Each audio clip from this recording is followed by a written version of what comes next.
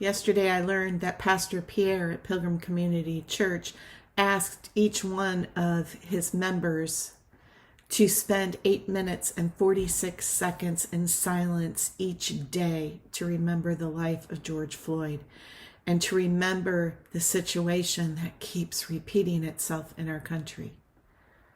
So yesterday, for the first time, I spent 8 minutes and 46 seconds in silence.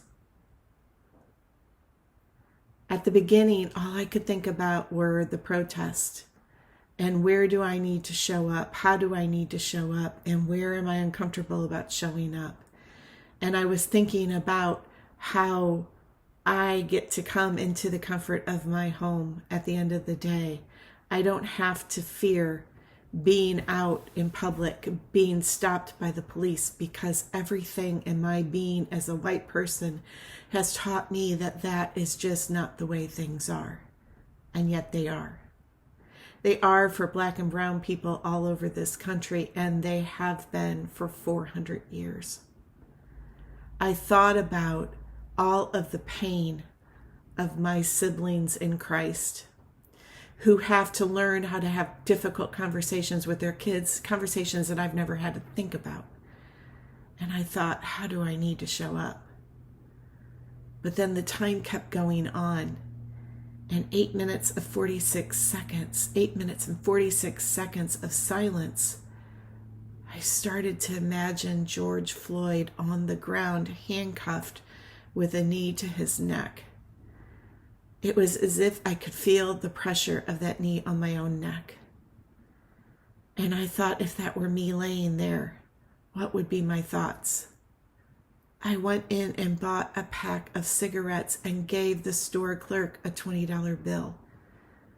And now I'm on the ground with a knee in my neck and I can't breathe. And it was almost as if I couldn't breathe. And I started seeing stars, as if someone were pressing on my neck and I was not getting the oxygen I need to live. And I was laying there thinking, what have I done to deserve this? Why am I laying here not being able to breathe? And why has that timer not gone off? It's not yet 8 minutes and 46 seconds. Why is this still going on? When will I get relief? And then the timer went off and I opened my eyes and I realized I was crying. And I realized that it was as if I had a knee to my neck, and yet I didn't. I was alive and I was well and I was in the safety of my home. I cannot shut the door on the pain that is in our communities. That is the pain that my siblings of color have to endure every day.